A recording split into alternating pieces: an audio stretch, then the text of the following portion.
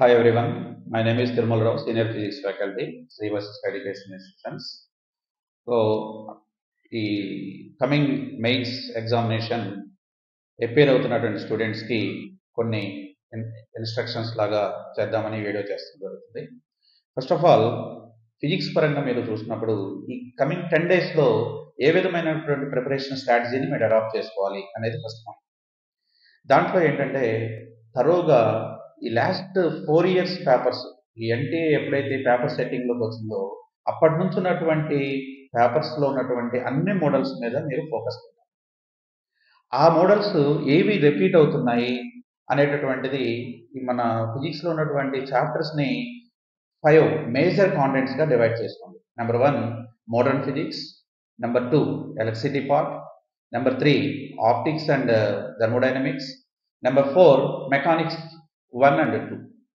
ఈ 5 మేజర్ పార్ట్స్గా డివైడ్ చేసుకుని వాటిని సెగ్రిగేట్ చేసి first you focus more on modern physics.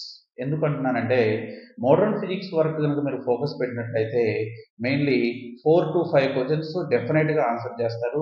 Those questions are very easy plus single formula బేస్డ్గా ఉంటాయి. అందుకని ఈ 10 డేస్ ఫేజ్లో ఫస్ట్ మీరు ఫోకస్ చేయాల్సింది మోడర్న్ ఫిజిక్స్ పైన. అయితే ఈ 5 పార్ట్స్లో నుంచి మీరు ఫోకస్ చేసేటప్పుడు ప్రీవియస్ క్వశ్చన్స్లో ఉన్నటువంటి అన్ని మోడల్స్ అన్నప్పుడు ఇక్కడ ఈ ఇయర్ పర్టికులర్గా కొన్ని క్వశ్చన్స్ డిలీటెడ్ పోర్షన్లో కూడా ఉంటాయి. ఆ డిలీటెడ్ టాపిక్స్ ఏంటి అనేది క్లియర్ అండర్స్టాండింగ్తో ఉండాలి. ఫర్ ఎగ్జాంపుల్ మోడర్న్ ఫిజిక్స్ మనం చూసినట్లయితే రేడియో యాక్టివిటీ రిలేటెడ్ క్వశ్చన్స్ అన్నీ కూడా అవుట్ ఆఫ్ సిలబస్ ఈ ఇయర్. అలాగే transistor out of syllabus, communication అనేది కంప్లీట్గా అవాయిడ్ చేశారు ఈ సంవత్సరం. అలాంటి క్వశ్చన్స్ని మీరు ముందే పికప్ చేసుకొని వాటిని ఫోకస్ చేయకుండా మనం ఏవైతే repeated models with in the syllabus ఉంది అనేటువంటి వాటిని ప్రిపేర్ అవ్వడం అనేది ఫస్ట్ థింగ్. అందుకని ఫస్ట్ మీరు మోడర్న్ ఫిజిక్స్ ఫోకస్ చేయాలి. ఆఫ్టర్ దాట్ ఎలక్ట్రిసిటీ పార్ట్, ఎలక్ట్రిసిటీలో ఉన్నటువంటి డిఫరెంట్ పార్ట్స్ నుంచి మీరు అన్ని ఫార్ములా రిలేటెడ్గా ఉన్నటువంటి ప్రాబ్లమ్స్ ఎన్సీఆర్టీ లెవెల్లో ఉన్నటువంటి క్వశ్చన్స్ని ఫస్ట్ ఫోకస్ చేస్తూ ఆ తర్వాత ఆల్టర్నేటింగ్ కరెంట్స్ నుంచి ఒక క్వశ్చన్ గ్యారంటీగా వస్తుంది. ఆల్టర్నేటింగ్ కరెంట్, అలాగే ఎలక్ట్రోమాగ్నెటిక్ ఇండక్షన్, అలాగే మూవింగ్ చార్జ్ అండ్ మ్యాగ్నెటిక్ ఫీల్డ్స్లో డైరెక్ట్గా ఎన్సీఆర్టీ బుక్ బేస్డ్ క్వశ్చన్స్ అడుగుతున్నారు. వాటిని మీరు రివైజ్ చేసుకోవడం అనేది నెక్స్ట్ స్టెప్ అవుతుంది. అలాగే థర్డ్ పార్ట్ వచ్చేసి ఆప్టిక్స్ అండ్ థర్మోడైనమిక్స్, మరి దాన్ని మరి ఫోకస్ చేయడం ఒకటి.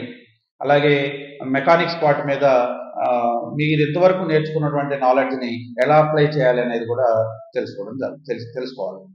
అండ్ ఈ సిలబస్లో deleted portions, suppose simple harmonic మోషన్లో మనకి ఆ డాంప్డ్ ఆసిలేషన్స్ అనే కాంటెంట్ రిమూవ్ చేశారు మేజర్గా. అలాగే హీట్ పార్ట్లోకి వచ్చినప్పుడు కైనెటిక్ థియరీ పైన కంపల్సరీగా ఒక క్వశ్చన్ వస్తుంది. ఈ పోర్షన్ పైన ప్రీవియస్ క్వశ్చన్ పేపర్స్ని టచ్ చేస్తూ ఆ మోడల్స్ పైన ఉన్నటువంటి డిఫరెంట్ క్వశ్చన్స్ని మీరు ఫోకస్ చేసినట్లయితే డెఫినెట్గా సక్సెస్ వైపు వెళ్తారు. ఇన్ అడిషన్ టు దాట్ ఇంకోటి ఏంటి అంటే ఈ పీరియడ్లో ఎవ్రీ డే ఒక గ్రాండ్ టెస్ట్ అనేది కంపల్సరీగా ప్రాక్టీస్ చేయాలి. ఆ మోడల్స్ని ప్రాక్టీస్ చేస్తూనే మీరు గ్రాండ్ టెస్ట్ని ప్రాక్టీస్ చేయాలి. అలాగే ఇప్పటి వరకు మనం కండక్ట్ చేసినటువంటి గ్రాండ్ టెస్ట్లో ఉన్నటువంటి క్వశ్చన్స్ థరో అండర్స్టాండింగ్ తోటి వాటిని రివైజ్ చేసుకోవడం అనేది మీరు చేయాల్సింది. కొత్తగా న్యూ కాంటెంట్లో నేర్చుకోవడానికి ట్రై చేయడం కానీ, లేదా న్యూ టాపిక్స్ వైపు వెళ్ళడం కానీ, న్యూ బుక్స్ ప్రిపేర్ అవ్వడం కానీ చేయొద్దు. మీరు ఇప్పటివరకు నేర్చుకున్నటువంటి విషయాల్ని ఎలా రిక్యాప్ చేసుకోవాలి అనే దానిపైనే మీరు మోర్ ఫోకస్ ఉండాలి ఈ పీరియడ్లో. ఇదొకటి చాలా చాలా ఇంపార్టెంట్ పాయింట్. ఇవి కాకుండా మీరు ఈ గ్రాండ్ టెస్ట్ రాసేటప్పుడు, గ్రాండ్ టెస్ట్ ఎప్పుడైతే మనం అపేర్ అవుతున్నామో అప్పుడు కొన్ని కాన్సెప్ట్స్ మీకు ఆల్రెడీ తెలిసి ఉంటాయి కానీ క్లారిటీ ఉండదు. ఆ కాన్సెప్ట్ మీద మీ ప్రిపరేషన్ అనేది మోర్ ఫోకస్డ్గా వెళ్ళాలి. మెయిన్లీ ఈ మెయిన్సే కాబట్టి మనం 20, 21, 22, 23 పేపర్స్ కనుక మనం గమనించినట్లయితే క్లియర్గా ఎన్సీఆర్టీ బేస్డ్ క్వశ్చన్సే ఫిజిక్స్లో అడుగుతున్నారు. మరి లెందీ క్వశ్చన్స్ కానీ లేదా అడ్వాన్స్డ్ లెవెల్ క్వశ్చన్స్ కానీ అడగట్లేదు. కాబట్టి ఆ స్థాయిలోనే మీ ప్రిపరేషన్ చూసుకోండి. ఇప్పటివరకు ప్రిపేర్ అయినవే ఒకవేళ రీక్యాప్ చేసుకునేటటువంటి విషయాన్ని మాత్రం జాగ్రత్తగా చూసుకోవాలి. మీరు ఎగ్జామినేషన్ సక్సెస్ఫుల్గా రాసి ముందుకు రావాలని all the best all of you. And ఫిజిక్స్లో ఎక్స్పెరిమెంటల్ బేస్డ్ క్వశ్చన్స్కి వెయిటేజ్ ఎక్కువగా ఉంటుంది. ఇది ఒక ఇంపార్టెంట్ పాయింట్ అండి.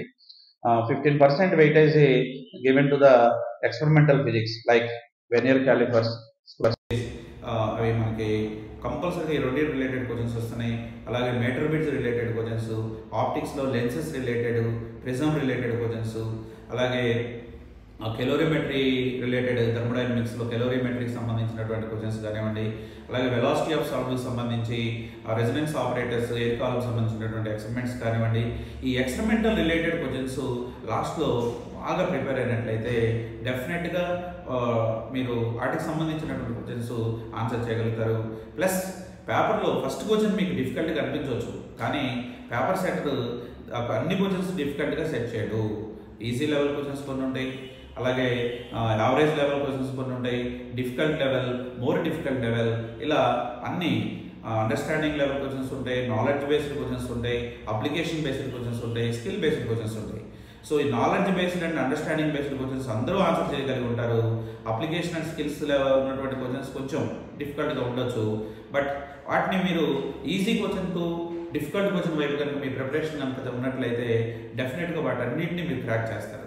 ప్లస్ ఎగ్జామ్ టైంలో మీకు వచ్చినటువంటి ఆన్సర్ 100% యాక్యురేట్ అనిపించినప్పుడు ఓకే, అదర్వైజ్ వెరిఫికేషన్ మెథడ్ కానివ్వండి, లేకపోతే మన డైమెన్షనల్ మెథడ్ కానీ యూజ్ చేసి వాటిని ఆన్సర్ని పికప్ చేసేటటువంటి మెథడ్ అడాప్ట్ చేసుకొని ఇన్ టైంలో సక్సెస్ఫుల్గా మీరు ఎగ్జామ్ రాసి బయటకు రావాలి. All the best all of you. Thank you.